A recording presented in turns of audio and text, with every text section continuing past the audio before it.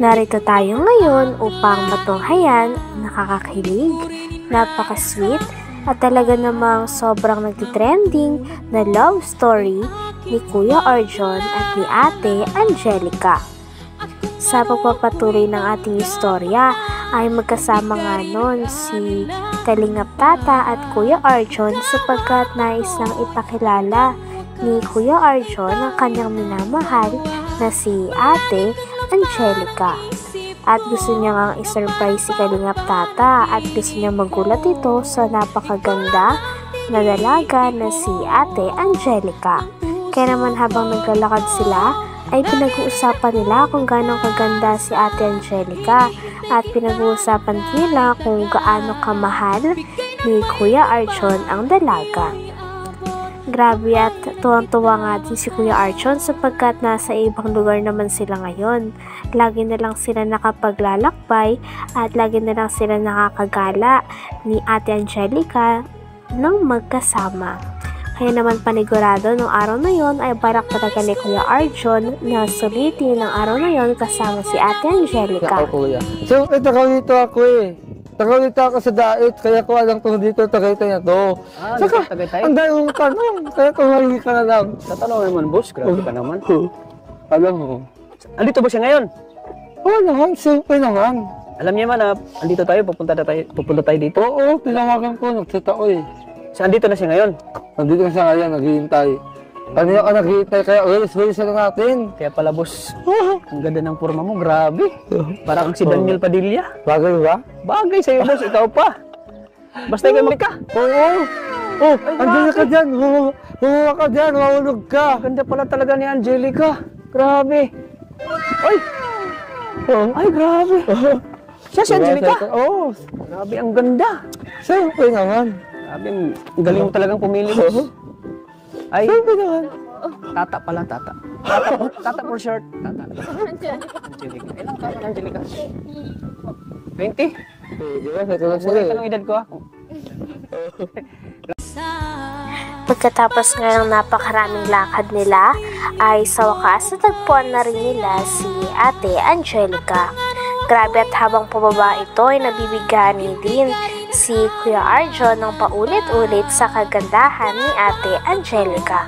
Nang nakita na rin ni Kalingap Tata si Ate Angelica, ay sobrang nagulat din ito sapagkat gandang-ganda din siya dito. Lagi nga sinasabi ni Kalingap Tata kay Kuya Arjon na napakagaling daw palang pumili ni Kuya Arjon ng babae na kanyang makakasama. Sabi naman ni Kuya Arjon ay syempre, talagang sa kanya lang daw si Ate Angelica at wala daw siyang kaagaw dito. Dahil tapos lang makilala ni Kalingap Tata si Ate Angelica, ay tuwang-tuwa na rin naman si Kalingap Tata. At pagkatapos ng ilang oras ay umalis na rin ito nang sa ganon ay magkaroon pa ng moment si Ate Angelica at si Kuya Arjon nung magkasama. Ngunit nang natira na lang ang dalawa, ay nagtatanong si Ate Angelica tungkol sa mga impormasyon tungkol kay Kalingap Tata. Dahilan naman kung bakit nagselos si Kuya Arjon. Nagkiselos na nga si Kuya Arjon sapagkat tanong ng tanong si Ate Angelica tungkol kay Kalingap Tata nun. Ang artista, boss. Artistahin. At yun, mabait, boss. Mabait at mapagmahal sa pamilya. Hindi yan mga artist. Nakita ko sa kanya mata, boss. Mapagmahal sa pamilya, boss. At isa pa, sexy. Grabe, ang galing mo talagang pumili, boss. Idol na kita. Grabe na yun. Idol na kita, boss. Sexy ba talaga yan? Sexy talaga. Kaya nga minahal ko siya doon. Alam mo kaya, Tats, mas mabuti pang kuhain ka na muna sa labas. Doon ka muna, kasi mag-usap muna ang tayo naman nag-usap ka, gutom ka, naglakado ka tayo. Alam mo naman kita, mahal naman kita eh. Grabe, boss. Ang swerte mo, para kang tumama sa luto. Siya ay nasunog ng bahay. Ayun sa'yo!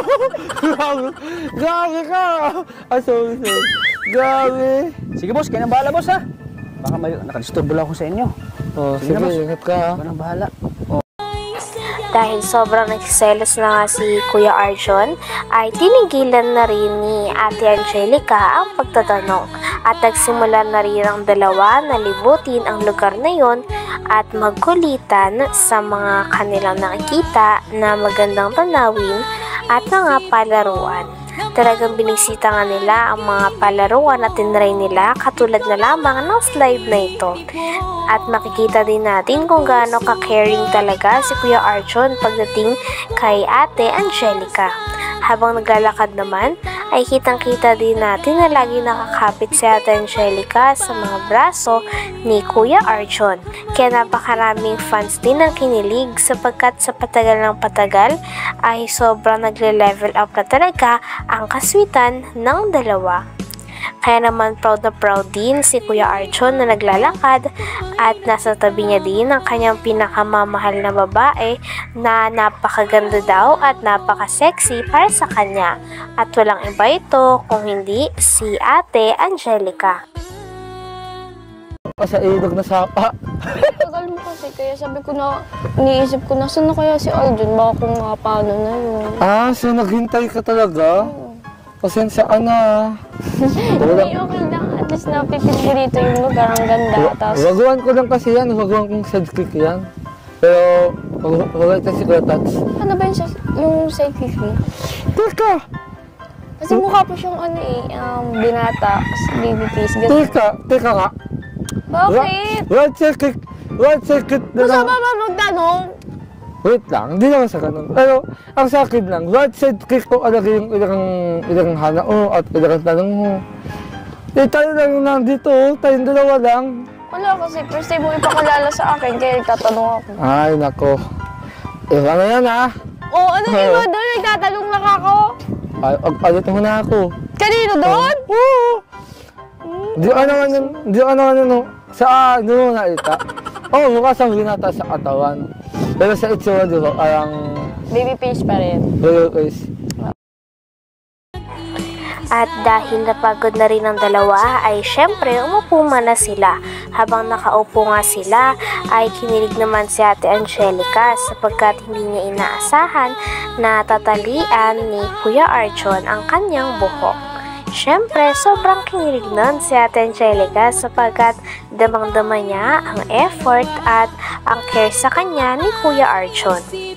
Pagkatapos naman nun ay gumala muli ang dalawa at tuwang-tuwa din sila sa mga nakikita nila sa mga tanawin at mga bagay na nandoon sa lugar na yon. Dahil napakit kasi nito.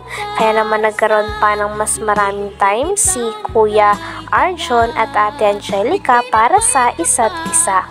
Kitang-kita din sa dalawa na habang mas tumatagal ang kanilang samahan ay mas lalo na silang nakakakilig at mas lalo na talagang nagiging totoo ang lahat. Grabe at napaka-sweet na nga ni Ate Angelica kay Kuya Arjon. Lagi niyang hinahawakan si Kuya Arjon at chine-check kung okay lang ba ito. Grabe at level up na talaga ang kaswitan ni Kuya Arjon at ng dalaga na si Ate Angelica. Kasya ba tayo?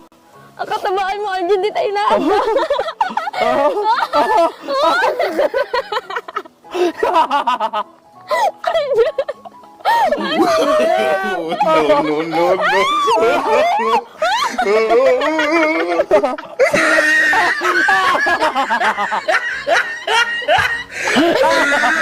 Basa.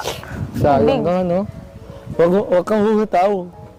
Ako nga maghahawak sa iyo, ganito kasi. Oo. Oh, may swimming pool na. Nakalimutan! May swimming pool. Wow! Kasasunod, aligo tayo dito. Dalawa ng aliguan natin. Doon sa una at doon sa Catwins at dito tayo, no? Ang ganda, no? Pero malalim. Ang hirap Takot ka sa malalim. Oo. Nalulunod kasi ako. Sa buong buhay ko, hindi ako nalulunod. Di ba? Ako nga, nilunod din kita sa pagmamahal ko. Joke!